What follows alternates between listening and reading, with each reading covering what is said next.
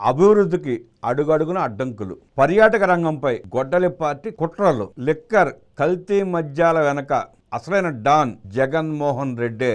కూటమి ప్రభుత్వం రాష్ట్రాన్ని అన్ని రంగాలలో అభివృద్ధి పదంలో ముందుకు తీసుకెళ్తుంటే ప్రతిపక్ష గొడ్డలి పార్టీ నాయకులు మాత్రం ప్రతి దానికి అడ్డంకులు సృష్టిస్తూ వికృత రాజకీయం చేస్తున్నారని ఆర్యవైశ్య కార్పొరేషన్ చైర్మన్ డూండి రాకేష్ తీవ్ర స్థాయిలో మండిపడ్డారు.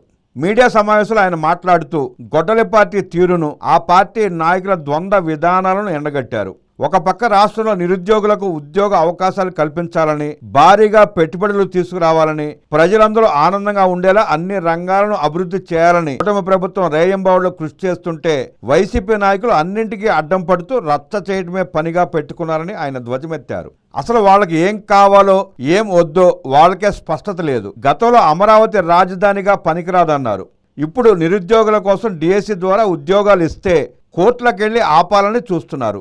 ఐటీ శాఖ మంత్రి నారా లోకేష్ దేశ విదేశాలు తిరిగి రాష్ట్రానికి కొత్త పెట్టుబడులు తీసుకొస్తుంటే ఆ పెట్టుబడులు రాకుండా చేసేందుకు గొడ్డలి పార్టీ నాయకులు ఈమెయిల్ ఫిర్యాదులతో అడ్డుపడుతున్నారని రాకేష్ తప్పుపట్టారు. విశాఖపట్నంలో డేటా సెంటర్ రావద్దు, రాయలసీమలో కొత్త కంపెనీలు, మ్యానుఫ్యాక్చరింగ్ యూనిట్లు రావద్దు అంటూ ప్రజలకు మంచి జరిగే ప్రతి విషయాన్ని నాశనం చేయాలని చూస్తున్నారు. ఇప్పుడేమో ఆ పార్టీ నాయకులు రోడ్ల మీదకు వచ్చి బీచ్ షాక్స్ పెడుతున్నారంటూ నానా గొడవ చేస్తున్నారు.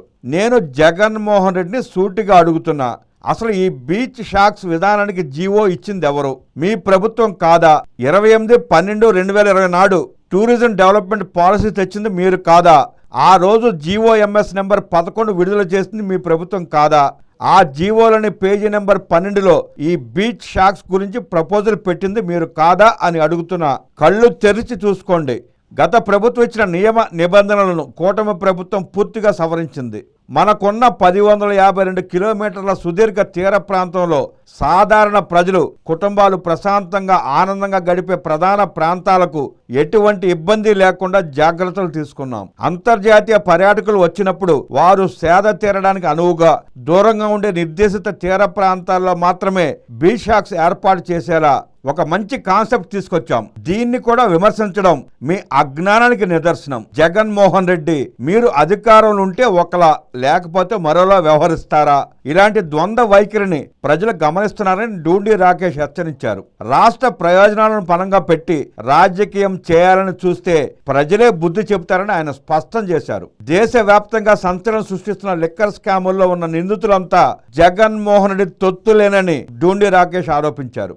మద్యం వ్యాపారంలో ఏ విధంగా కల్తీ చేసి ప్రజల ప్రాణాలతో చెలగాటం ఆడారో ఈడీ సిట్ విచారణలో స్పష్టంగా తేలిందన్నారు. కోర్టులు, సిబిఐ, ఈడీ సిట్ విచారణల ద్వారా కుప్పలుగా దొరుకుతున్న కాగితాలు, ఆధారాలే ఇందుకు సజీవ సాక్ష్యాలని ఆయన పేర్కొన్నారు. జగన్తో సహా ఆయన చుట్టూ ఉన్న వారంతా కల్తీ మద్యంలో వాటాదారులేనని ఆరోపించారు. కల్తీ మద్యం తయారు చేయడానికి బెల్లం అవసరమైతే సాధారణంగా దొరికే బెల్లం దుకాణాల వ్యాపారస్తులపై సైతం అక్రమంగా కేసులు పెట్టి వేధించారని దుయ్యబట్టారు. ఆ వేధింపులు తట్టుకోలేక కొందరు వ్యాపారులు ప్రాణాలు కూడా కోల్పోయారని ఆవేదన వ్యక్తం చేశారు. మార్కెట్లో బెల్లానికి కృత్రిమ కొరత సృష్టించి ఆ బెల్లాన్ని మొత్తం జగన్ముఠా చేజెక్కించుకుని కల్తీ మద్యం తయారీ చేసి అమ్ముకుందని, ఈ విధంగా కల్తీ లిక్కర్ ద్వారా కోట్ల రూపాయలు లంచాలు సేకరించి ప్రజల సొమ్మును మింగేశారని ఆయన మండిపడ్డారు. గత ప్రభుత్వ హయాంలో రుషికొండను ఏ విధంగా నాశనం చేశారో ప్రజలంతా చూశారని ఆయన గుర్తు చేశారు.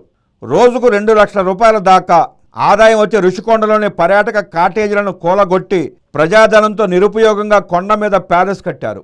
దానివల్ల ఈరోజు ప్రభుత్వానికి ఎటువంటి ఆదాయం లేకుండా చేశారని మండిపడ్డారు. తప్పులన్నీ చేసి ఈరోజు మళ్ళీ ఏమీ తెలియనట్టు పత్తి గింజలా వచ్చి బీచ్ షాక్స్ గురించి మాట్లాడటం చాలా దారుణమని రాకేష్ దుయ్యబట్టారు. ప్రతిదానికి వద్దు అంటూ అడ్డం పడటం తప్ప అసలు మీకు ఏం కావాలో మీకే తెలియదని ఎద్దేవా చేశారు.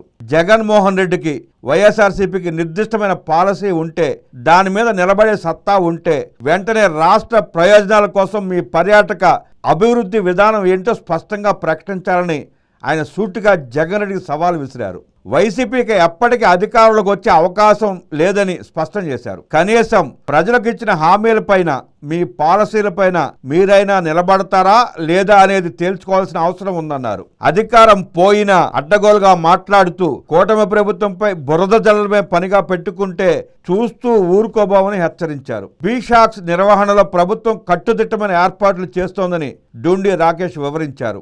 అక్కడ ఎలాంటి అసాంఘిక కార్యకలాపాలకు తావు లేకుండా పటిష్టమైన సెక్యూరిటీ, భద్రతా సిబ్బందిని ఏర్పాటు చేసి అన్ని రకాల జాగ్రత్తలతో పర్యాటక రంగాన్ని ముందుకు తీసుకెళ్తున్నామని చెప్పారు.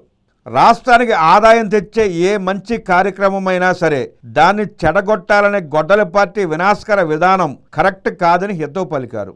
జగన్మోహన్ రెడ్డి ఈ విషయాలపై ఆత్మ విమర్శ చేసుకోవాలని డిమాండ్ చేశారు. మీరు తెచ్చిన విధానాలను మీరే మర్చిపోతూ రోజుకో మాట మాట్లాడుతున్నారు. అసలు మీ విధానాలేంటో, ఏ రోజు ఏ వైఖరి మీద ఉంటారో ముందు ప్రజలకు చెప్పి ఆ తర్వాత కూటమి ప్రభుత్వంపై మాట్లాడాలని డూండి రాకేష్ స్పష్టం చేశారు.